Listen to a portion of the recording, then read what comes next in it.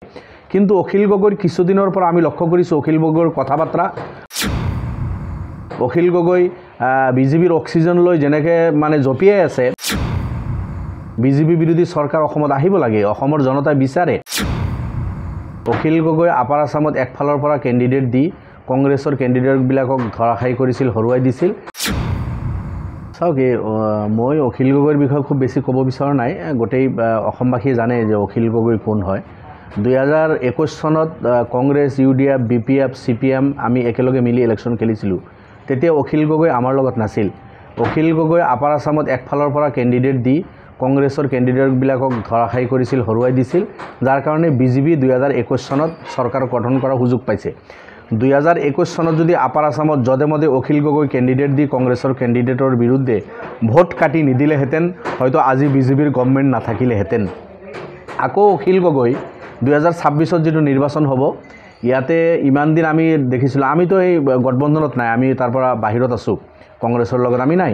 কিন্তু বিজেপি বিৰোধী এটা চৰকাৰ আহিলে আমি বেয়া নাপাওঁ বিজেপি বিৰোধী চৰকাৰ অসমত আহিব লাগে অসমৰ জনতাই বিচাৰে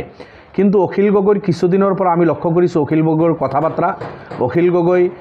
বিজেপিৰ অক্সিজেন লৈ যেনেকৈ মানে জপিয়াই আছে আকৌ অনুভৱ হৈ আছে যে 2021 চনত যেনেকুৱা অখিল গগৈ লুৰিণজ্যোতি গগৈ আপাৰ আসামত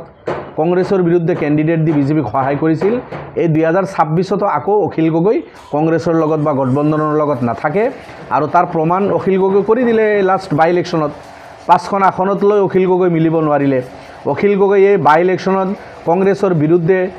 গোটেই অসমত মেল মিটিং কৰি আছিল পৰিৱেশ বনাই আছিল আৰু যাৰ কাৰণে গৈ বিজেপিৰ লাভ হ'ল বিজেপি 5খন আসন পালে তো 2026তো অখিল গগৈ 126খন আসনত কেণ্ডিডেট এজন সিঙ্গেল এমএলএ তথাপি শিৱসাগৰৰ অৱস্থা আপোনালোকে দেখিছে এতিয়া অখিল গগৈ কাৰ শক্তিত বলিয়ান হৈ 126টা সমষ্টিত কেণ্ডিডেট দিব বুলি কৈ আছে 126টা সমষ্টিত কেণ্ডিডেট দিলে কাৰ লাভ হ'ব বিজেপিৰ লাভ হ'ব না কংগ্ৰেছৰ লাভ হ'ব অখিল গগৈ এই কথাটো স্পষ্ট কৰক কিন্তু অখিল গগৈ সেই কথা স্পষ্ট নকৰে আৰু অখিল গগৈ আপোনালোকে দেখিছে নেকি যে কাৰ্বি আংলঙত মিটিং কৰিছে ডিমা হাছাওত মিটিং কৰিছে লখিমপুৰত গৈ হয় লখিমপুৰত এটা দুটা প্ৰগ্ৰাম কৰিছে যদি তাতে 2-4-5শতকৈ বেছি মানুহ হোৱা নাই এতিয়া ডিব্ৰুগড়ত অখিল গগৈৰ প্ৰগ্ৰাম নাই তিনচুকীয়াত অখিল গগৈৰ প্ৰগ্ৰাম নাই গোলাঘাটত নাই যোৰহাটত নাই শিৱসাগৰ অখিল গগৈ নিজৰ সমষ্টিত কোনো প্ৰগ্ৰাম নাই তো আমি দেখিছোঁ শিলচৰত অখিল গগৈৰ প্ৰগ্ৰাম নাই ক'ত কৰিছে অখিল গগৈ মুছলিম অধ্যুষিত অঞ্চলবিলাকত য'ত কংগ্ৰেছ আৰু ইউডিএফৰ বিধায়ক আছে বিজেপি বিৰোধী বিধায়ক অলৰেডি আছে বিজেপিৰ বিৰুদ্ধে ভেটি আছে ইয়াতে আহি বিজেপি খেদাৰ অখিল গগৈৰ কোনো প্ৰয়োজন নাই এই অঞ্চলবিলাকত বিজেপি নাই গতিকে য'ত বিজেপি আছে অখিল গগৈ যদি সঁচাকৈ বিজেপিৰ বিৰুদ্ধে যুঁজিব বিচাৰিছে তেতিয়া তিনচুকীয়া যাব লাগিছিল ডিব্ৰুগড় যাব লাগিছিল গোলাঘাটত যাব লাগিছিল যোৰহাট শিৱসাগৰ